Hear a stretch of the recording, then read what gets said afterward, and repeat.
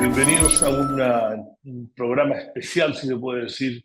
Estamos hablando esta semana para analizar desde el punto de vista económico los 4 años del estallido. Invitado Sebastián Edwards, economista en Estados Unidos, pero no tengo que darte mucho contexto, el mundo ya te conoce. Gracias por participar, Sebastián.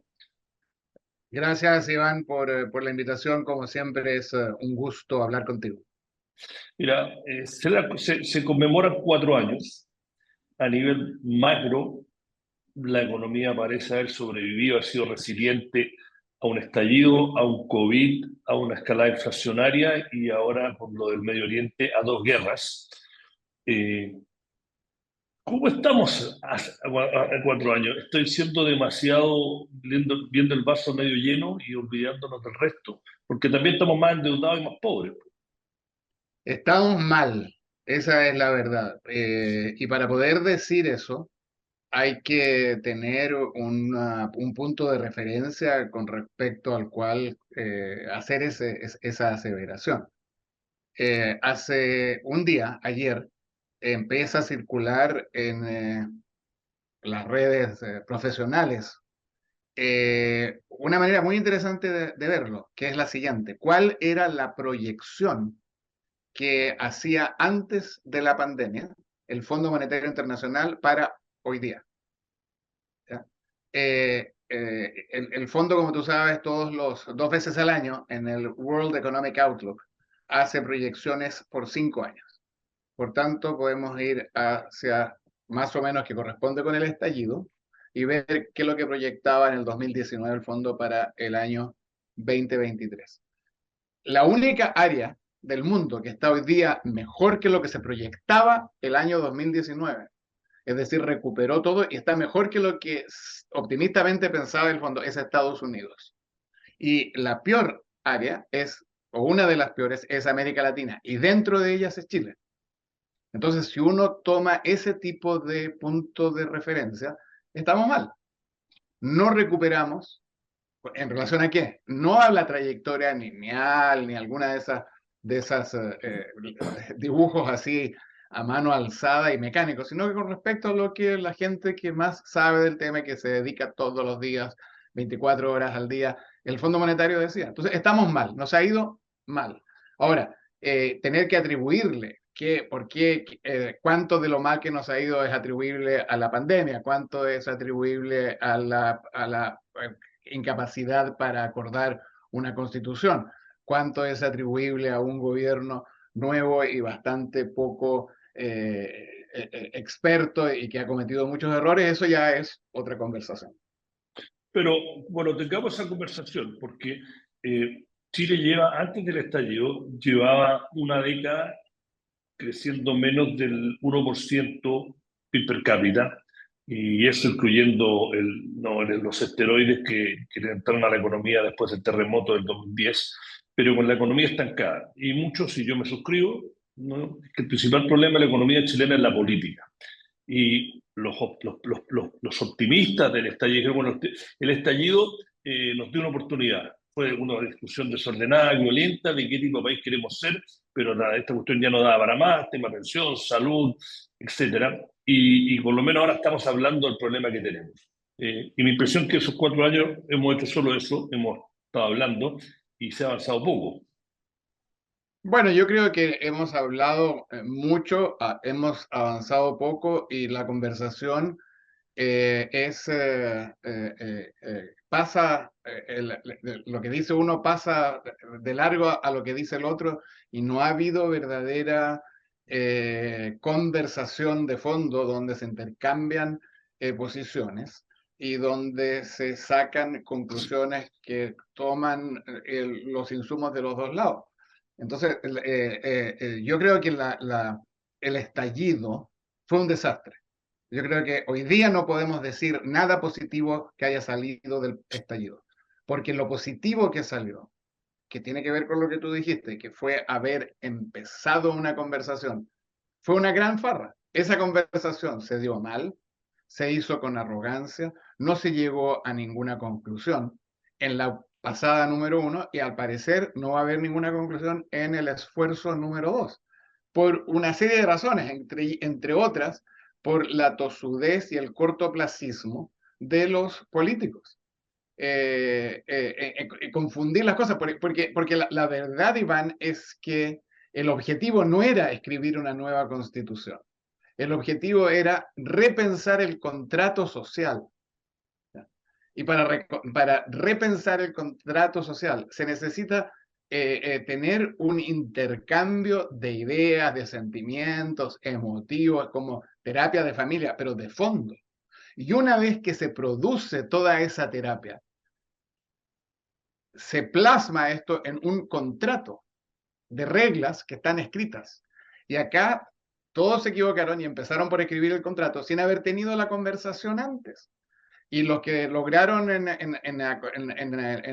la primera vuelta, en la Constitución 1, lograron una mayoría circunstancial. Simplemente se negaron a escuchar a los demás. Y eso fue un fracaso tremendo. Y parece que vamos en la misma dirección. Entonces, eso yo creo que yo le atribuyo mucho a eso. ¿Ya? Tengo una pregunta.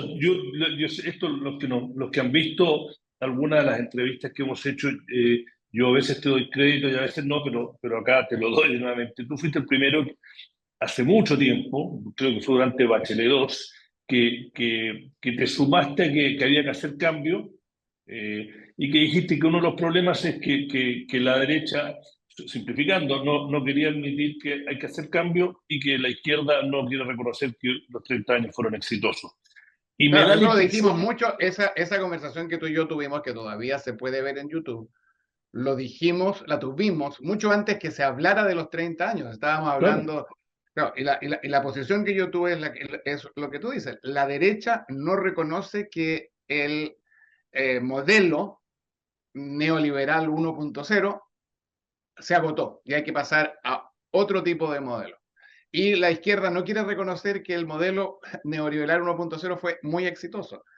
Eso es lo que dijimos en esa oportunidad, y yo creo que eso efectivamente fue así y es así. ¿Mm? bueno, a eso iba a ir. Tú vas a Chile, tú conversas con gente del poder económico, con gente del poder político, tienes una sensibilidad, creo yo, por el hecho que de estar afuera, de poder quizás, no sé si la palabra objetivo, pero ser un poco más frío a la hora de ver.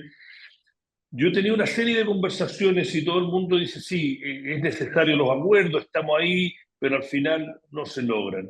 Cuando tú hablas ni siquiera, cuando hablas en privado, cuando vas a Chile o participas en seminarios, en los cafés, ¿qué impresión te da? ¿Por qué? Porque yo creo que es injusto echarle la culpa al gobierno y también es injusto echarle la culpa que son solo la derecha y los empresarios que no quieren de acuerdo. ¿Qué pasa que no podemos llegar? Porque da la impresión de que no son tan lejanas algunas de las cosas que hay que llegar a acuerdo en este nuevo pacto social.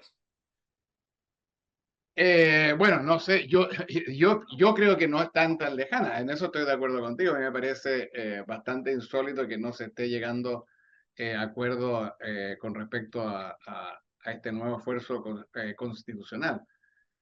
Yo creo que lo que sí hay es un hastío y un malestar. Y ese hastío y ese malestar, desafortunadamente, se ha canalizado a dos extremos. Primero, llamémoslo, por llamarlo en forma así como más sintética, a la lista del pueblo, que produjo un desastre de propuesta. Y ese malestar después entonces dijo, bueno, nos fue mal con este extremo, vamos al otro extremo, porque no quieren saber nada con el medio, con el centro. Entonces ahora estamos experimentando con los extremos y que no está dando resultados, ¿ya? Y el malestar sigue ahí en etapa de ebullición. La izquierda yo creo que está tratando de defenderse en forma a veces razonable, a veces un poquito infantil, y la derecha tiene una arrogancia, en mi opinión, en que nuevamente se declararon que habían ganado y que no es necesario hacer mayor esfuerzo. Y en el medio hay gente muy interesante, como que entiendo que tú lo vas a tener en este programa, que es Ignacio Briones, Javiera Parada, hay un montón de gente en el centro, pero que dicen cosas sensatas pero nadie les hace caso. Ya, y la última pregunta, porque son las mismas que le ha hecho los 4 participantes de esto que va a salir mañana, es, con el diario del lunes, no usando ese cliché, y mirando ya los 4 años, ¿cómo se podría haber aprovechado de forma diferente ese estallido, esta crisis? Algo aludiste al inicio de la conversación, pero más puntualmente. No, yo creo que la idea de que, a ver, lo primero es no, donde empieza esto yo creo que a desdibujarse, y para hablar en bien chileno, para achacrearse, es cuando se permite que la violencia perdure en el tiempo y que se vaya replicando todos los fines de semana, con el beneplácito e incluso el aplauso de la izquierda tradicional. Eso es verdad. Y hoy día lo andan negando y cambiando. Eso es verdad. Y hubo un retraso, en mi opinión, que fue poco menos de un mes, pero que, dada la circunstancia, fue muy largo, de poder encauzar esto hacia la idea de terapia de familia. Y esa terapia de familia debiera haber sido de carácter razonable. Ahora, hay muchos detalles, Iván, que explican la tontería que se apoderó y sigue apoderada en Chile, de pequeñas cosas. Piensa en las 40 horas. ¿Ya? Yo fui una de las primeras personas que habló de las 40 horas, antes incluso que la entonces diputada Vallejo. Cuando se empieza a impulsar las 40 horas, no sé si te acuerdas que el gobierno de Piñera sale con 41 horas. Vamos a hacerlo, pero, o 40 y media. ¿No? Entonces, que no quieren que el padre de la criatura sean los otros, se inventan una tontería que es lo mismo. Ahora, es verdad que le agregaban flexibilidad y todo lo demás, pero en vez de ponerse de acuerdo, se agarran por unas cosas de ese tipo. Entonces, lo que faltan son adultos, y los adultos no están. ¿Ya? Y de repente los adultos que hay en este gobierno empiezan a desdibujarse y uno empieza a dudar si son de verdad adultos. Entonces la pregunta es, ¿dónde están los Benninger? ¿Dónde están los Belisario Velasco? ¿Dónde están incluso los Alejandro Foxley? ¿Cómo logramos pasar con un enorme éxito de una dictadura cruenta, donde hasta a los últimos años se abusaban de los derechos humanos, se mataba gente, etcétera, etcétera, etcétera, a una transición como la que tuvimos, ejemplar, que fue después usada en muchos países, comisiones de verdad y de reconciliación, para poder hacer sus propias transiciones? ¿Cómo lo hicimos? Porque había adultos, había gente que había aprendido lo que había sucedido, y eso de repente se pierde, y hoy día no hay adultos. Y de repente uno dice, bueno, Luis Cordero hoy día está siendo cuestionado de manera muy seria, y uno dice, chuta, este parece que no era tan adulto. Bueno, yo hablo con gente que en teoría también considero adulto y me dicen, no, a mí me invitan a hablar la moneda con empresarios, me escuchan y me aplauden, pero después no hacen caso a ninguna de las cuestiones que dije. Así que estamos. Claro, Oye, oye, la última. y hay adultos que andan dando vuelta por ahí que no les hacen mucho caso. Digamos, uno puede pensar en un montón de amigos de uno, Ricardo Solari, Garretón, digamos, una generación ya de gente que tuvo participación en los gobiernos anteriores, que son obviamente de alma de izquierda y que tienen experiencias importantes, algunos de ellos clandestinos por años, jugándose la vida para devolver la democracia y la razonabilidad a Chile, ¿no? La última pregunta que tiene que ver con un fenómeno, cómo vincular esto a un fenómeno global, porque Chile está viviendo algo que se está viviendo en muchos países, que la política no está dando el ancho, no hay espacio para acuerdos o ganas de hacer acuerdos, entonces los populismos, ya sea de extrema derecha o de extrema izquierda, y doy el ejemplo de Trump en Estados Unidos, lo que está pasando en Gran Bretaña, que es tremendo. Yo soy un poco más joven que tú, pero si tú le preguntas a él quién es el primer ministro de Gran Bretaña, nadie sabe, y eso es algo que toda la gente enterada en los públicos sabía quién es, no tiene poder, nada. En Europa hay una guerra, no hay líderes, Macron trata, pero no le dan bola. De hablar de Italia, no lo que está pasando en España. Y en América Latina, tenemos el caso de Argentina, que también se enfrentan con dos extremos. En Chile estamos viendo nuestra propia versión. ¿Es algo que hay que acostumbrarse, que por el momento va a ser la norma? No lo sé, creo que esa es la gran pregunta. Ahora, yo soy un gran convencido en mecanismos de tipo darwiniano, en que hay adaptación y que se vuelve a la normalidad. Pero eso puede tomar un tiempo. Yo espero que haya razonabilidad. Hay ciertas áreas donde hay razonabilidad, digamos, a pesar de todo lo malo que hemos visto, o el deterioro, o el populismo, hay ciertas cosas que aparentemente todavía se mantienen. Por ejemplo, no hay nadie en América Latina seriamente que esté a favor de teoría moderna monetaria, MMT, ¿ya? Sí. Que fue lo que hundió a nuestros países latinoamericanos. Entonces, hoy en día, a pesar de los gobiernos populistas, nadie está pensando que el Banco Central puede emitir sin límite como Bueno, cree. Argentina No, uno de los pocos. Argentina lo está haciendo porque están metidos en un rincón, pero no hay una teoría, no salen como acá salen algunas, incluso académicos acá diciendo, sí, bueno, yo creo que esa es la pregunta y no sé lo que va a pasar. Sí creo que la masacre de los civiles en Israel es un muy mal signo. No solo el hecho de lo que sucedió, que obviamente es barbarie y que debiera ser rechazado en forma automática, absoluta y con gran fuerza. El mal signo, fuera de eso, o además de eso, son las demostraciones multitudinarias en las capitales occidentales celebrando la masacre. ¿Ya? Eso para mí es un muy mal signo de cómo viene la mano en el mundo. Y creo que es algo que tenemos que reflexionar y no sé qué podemos hacer, porque pareciera que en ese aspecto se soltó el demonio y no hay manera de volver a meterlo adentro. Obvio, Iván, que uno se estremece de dolor y de rabia al ver lo que sucedió en los kibbutz y en la zona del sobre de Gaza, en la parte de Israel.